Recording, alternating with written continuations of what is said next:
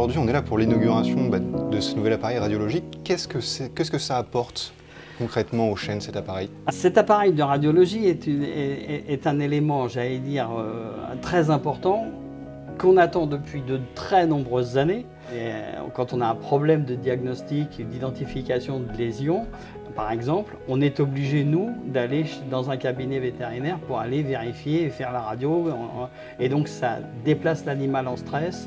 Il y a des contraintes énormes à ne pas avoir ce matériel, et donc contraintes qui vont s'affranchir puisqu'il est enfin arrivé. On peut le dire, c'est une grande avancée pour votre centre et également pour les animaux. C'est une belle avancée, on est très content de l'avoir enfin, cette dotation qui va nous permettre de travailler encore mieux qu'avant. Aujourd'hui, plus de 25 ans d'histoire commune sur la faune sauvage, des grandes avancées. Comment est-ce que vous le percevez chez vous? On le perçoit comme étant effectivement un soutien majeur, hein.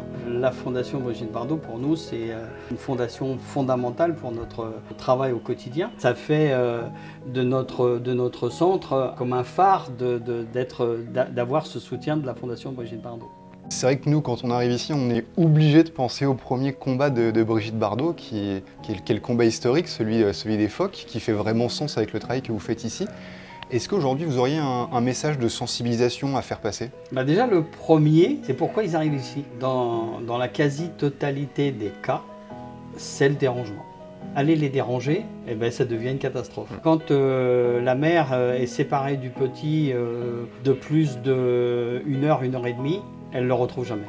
Notamment pour les naissances estivales du veau marin. Quand le petit est laissé sur la grève par la mère, qu'il n'est pas hydraté au travers du lait, il a moins de 48 heures de survie.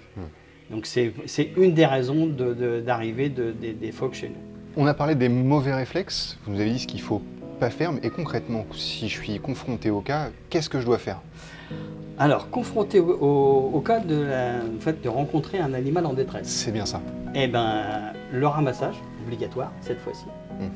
De le mettre dans les conditions les moins stressantes possibles. Le carton est le meilleur élément de conditionnement pour pouvoir effectivement l'amener vers un centre. Le mettre dans de bonnes conditions en termes de chaleur. Le fait d'avoir un environnement occultant la lumière, le fait d'avoir une source de chaleur, ça va réduire son stress. Donc toute l'année, on est là pour répondre au téléphone, donner des conseils et puis effectivement faire en sorte que l'animal soit conditionné le mieux possible pour qu'il arrive chez nous, pour qu'on puisse le soigner dans de meilleures conditions.